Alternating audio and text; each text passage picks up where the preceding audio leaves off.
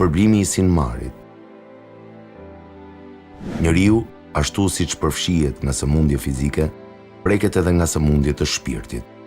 Një nga këto sëmundje është edhe egoja dhe fryrja e saj.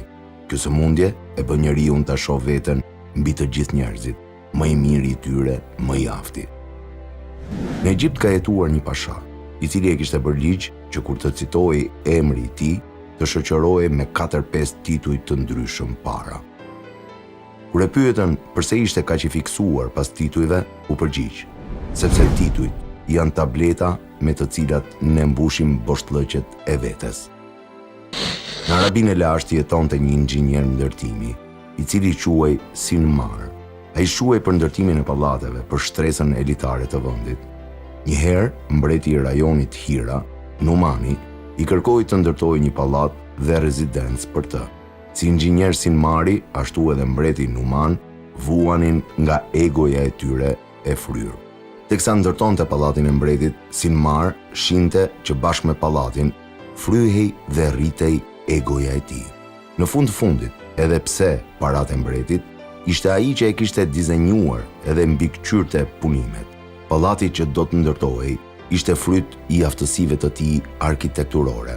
Sa kaq nga ana tjetër, edhe Numani e shinte pallatin si një materializim të egos së tij.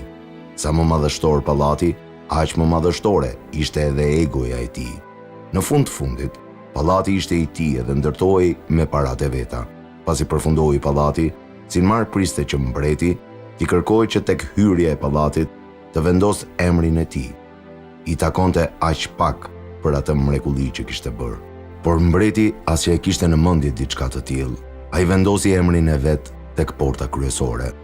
Kur njerëzit bisedonin me Sinmarin, u thoshte se pallati, edhe pse ishte pronë e mbretit, në fakt ishte i tij. Ishte produkt i genialitetit të tij. Rivaliteti mes dy egove ishte në kulmin e tij.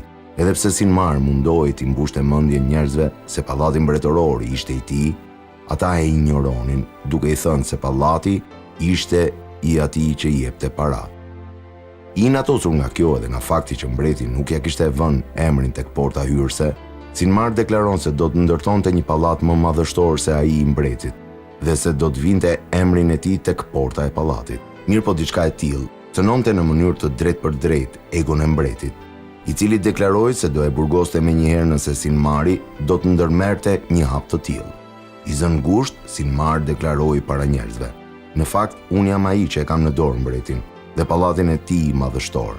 E kam ndërtuar atë pallat në atë mënyrë sa që nëse i heq vetëm një tull të caktuar, i gjithë pallati shëmbet për tokë. Këtë e kam bërë qëllimisht. Një deklaratë e tillë ishte bombastike për mbretin, egoja e të cilit nuk e lejonte që dikush tjetër t'i bënte karshillok me dijet edhe aftësitë e tij kaq të rralla. Prandaj, dhe një ditë e ftoi në pallat, e nxori shëtitjet te kullat e tij, edhe në një moment mungese e vëmendje, i dha një të shtyrë, duke e përplasur për dhe. Kështu vdiq inxhinier Sinmar, bashkë me egon e tij të sëmurë, nga mbreti dhe egoja e tij akoma më e sëmurë. Aq mjerim kur na fryhet egoja. Aq mjerim për ne kur e shohim veten madhështor dhe mbi çdo kënd tjetër. Thot profeti Muhammed sallallahu alaihi wasallam: kush tregohet modest me Zotin kështu dhe uli dorën e tij për tokë, Zoti do e lartësoj kështu dhe ngriti dorën e tij lart në qiell. Në një thënie tjetër, profeti sallallahu alaihi wasallam shprehet: kush tregohet modest para Zotit, do e lartësoj.